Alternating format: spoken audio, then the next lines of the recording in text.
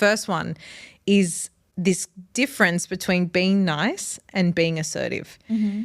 And this is something I've struggled with as someone who I think grew up as a people pleaser, trying not to ruffle any feathers, trying not to come across as rude, right? Always be the nice person, always be the bigger person. Mm-hmm. But that's meant I haven't been assertive in moments where I should have probably stood up for myself. Yeah. So how have you been thinking about this juncture with being nice and being assertive? And is there like a happy medium? Yeah. I think, I had to completely dissolve the idea that I had that it's either being nice or being mean. And I thought those are my only two options.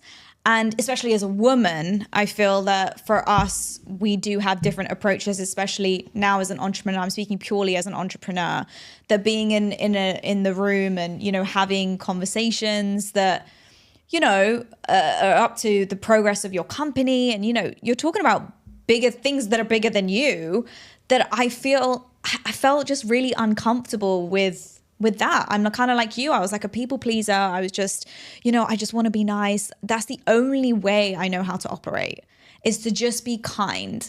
My dad, when we were growing up, my mom and dad always just said, like, I don't even care what religion you are, just be a good person. Just be a good person. And that is just how me and my sister have been raised. So then specifically in the media industry, I really struggled with it because I'll share a story with you. I had a hairdresser at the TV studio, and he's left now. And on his last day, he took me to the side and he was like, I absolutely love you, but I have to share something with you. I have to tell you something. If there's one thing that I leave with you, this is it. I was like, yeah, sure, go for it. And he goes, you need to stop being so nice. You just need to stop. And I was like, what?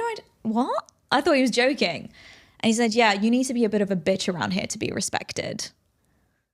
And I just sat with that for a while because I was like, well, hang on a second. That's not the way I operate. It would be really alien for me to try to be that, to be respected. Because, there are people in the world, in the industry, who do navigate themselves in that way.